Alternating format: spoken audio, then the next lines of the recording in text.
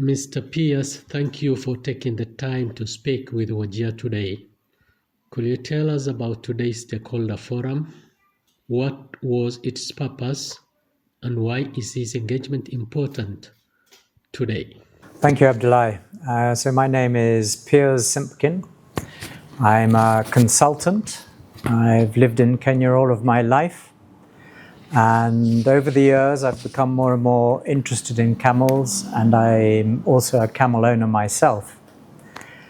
Today here in Wajir, we're working with the county government and also with stakeholders, a lot of the camel traders and the ladies involved with milk marketing, and also from the neighbouring county of Mandera. They've also joined us today to discuss where are the gaps in knowledge. And we've been contracted by Mercy Corps and their Regional Livestock Programme to find out where are the gaps in knowledge and what needs to be done.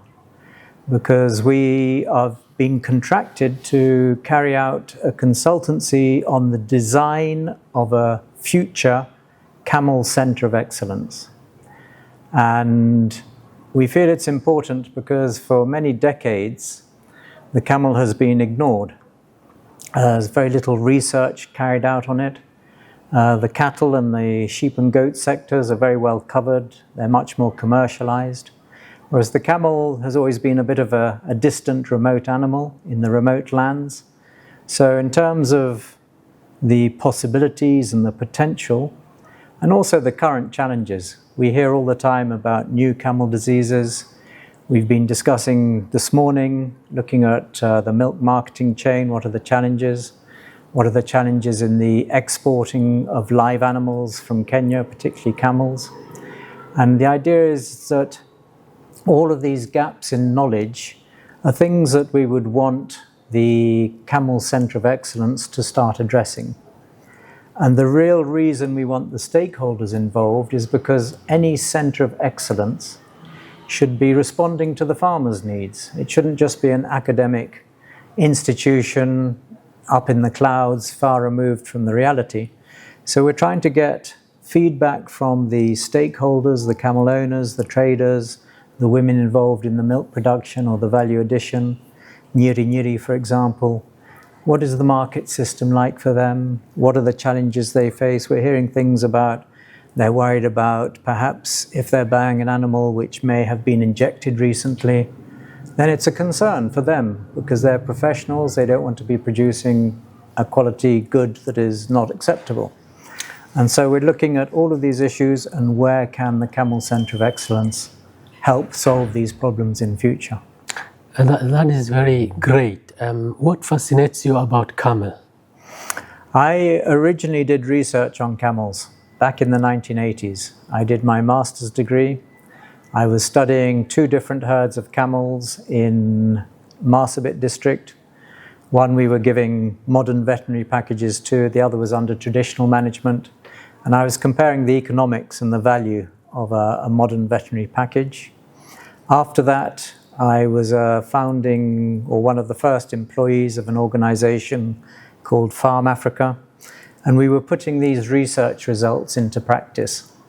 And so we had mobile camps with demonstration herds of camels, particularly working in Marsabit and Samburu, but occasionally we came across to Takaba and Mandera at the request of the district governments as they were then, and at the request of camel owners to give some training on what we'd learnt in our research. And during that time, I took 7 years and I did my PhD, my doctorate, on camel production. I was comparing the different management practices between all of the camel keeping groups from Turkana across to northeastern. And even today, I keep a herd of roughly 100 camels, and we keep them for milk production. We sell the milk. And I use the Somali system of management. My research showed me that the best way to produce milk from camels is using the Somali management system where the calves are running with their mothers and suckling during the day. And I keep them on a free range situation. because I don't supplement. I think that the healthiest milk comes from free-ranging camel herds, and that's why many of us believe it to have medicinal value. What are the medicinal value of camel milk? Okay, there's a lot written about it. Some of it is unproven. I know probably 2 or 3 conditions or diseases where it's beneficial. None of us are saying it will cure anybody of any disease, but certainly it helps manage them.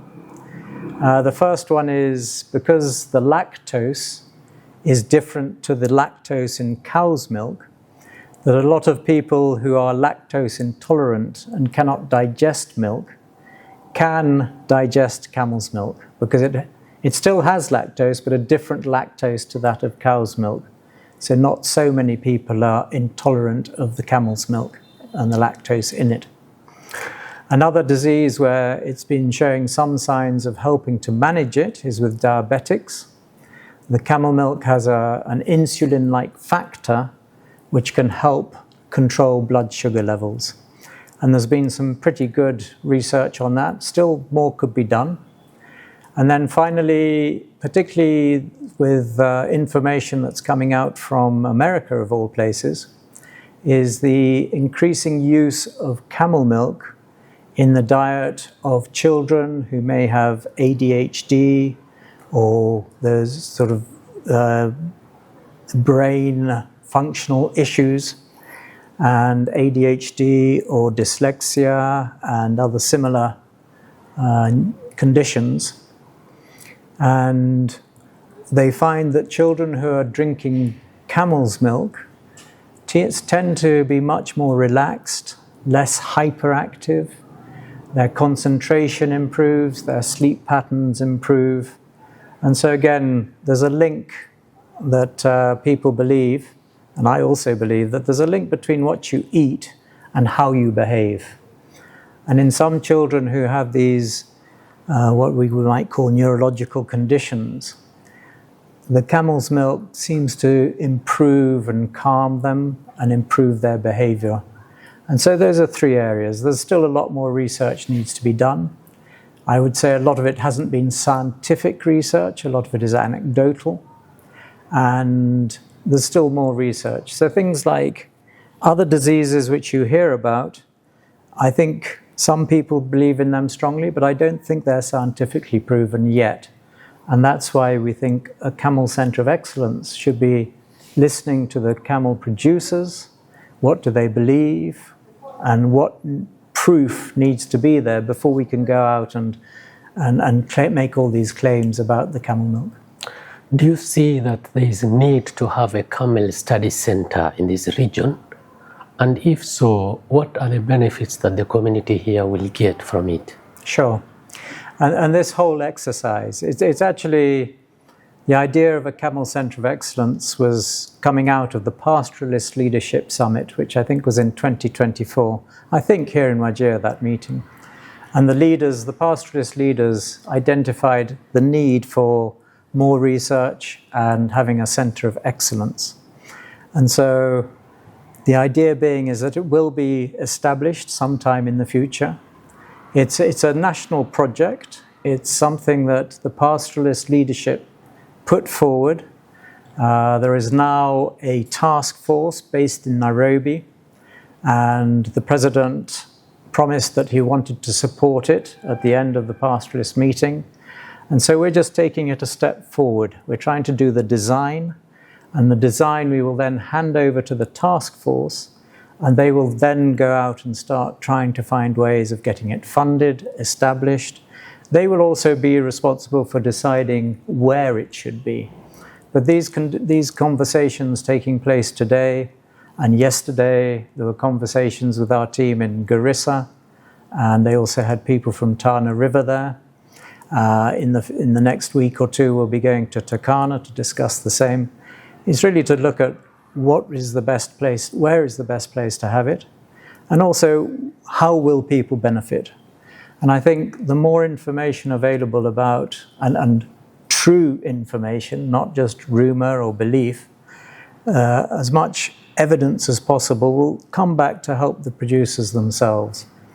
The priorities that we're thinking about at the moment are improvements in disease control and the knowledge about animal health, improvements in breeding and the genetics, which ones are producing the most milk and how can we promote those breeds, about the nutrition of animals, of camels, and the rangeland situation. We strongly believe that camels need to be mobile. They need to be able to have access to wide rangelands because that's where their current nutrition and probably a lot of the medicinal benefits of the milk come from those natural plants. We're looking at the economics and the value addition. And so all of these aspects we hope that will move forward and help the local producers. And finally, having been experienced in the field, what is the message that you can tell to the people of this region? Because they are mostly herders. What is that message, unique message that you will tell them regarding camels? Sure. I mean, we've spoken already about the camel being a very resilient animal, and it is. But again, we're facing increasing problems, particularly in terms of the frequency of droughts or floods. And with those floods, we get diseases like Rift Valley fever, which is a dangerous disease. It can infect humans. It leads to the market closure, so the trade deteriorates, people's incomes go down. And so as we face these increasing numbers of challenges in camel keeping, we've got to work together as communities. We've got to work united. We've got to work in an organised manner. We need to make agreements with neighbouring counties and neighbouring herding communities so that we're not just creating conflict over resources, but it should be negotiated. And even the herding system. The rangelands can only support a certain number of animals, and if it gets too many, then it's going to be destroyed, which will be a problem for everybody, whether they're pastoralists or urban people. And so we really need to get some organisation into the grazing systems so that some areas can be rested and recover, and the animals move to other places to graze, but a better organisation in the whole livestock and pastoralist system.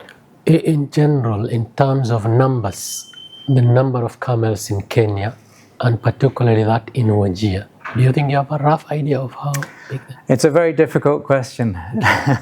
I don't think any surveys have been done across the whole country. We talk about over 4 million camels in Kenya. It's in the top 10 globally in terms of animal numbers. And also we're reported to be the highest milk producer in the world. So we're obviously producing a lot of milk, but very little of it is reaching the market, or it is reaching the market, but it's, again, unknown quantities and qualities. And so again, there's areas of improvement we can make, or that are required, in terms of making sure that that milk is safe for the consumers, that it reaches where those consumers are, which is mostly in Nairobi, and it should be reaching them as a good quality milk in good condition. Thank you so much. My pleasure. Nice to meet you.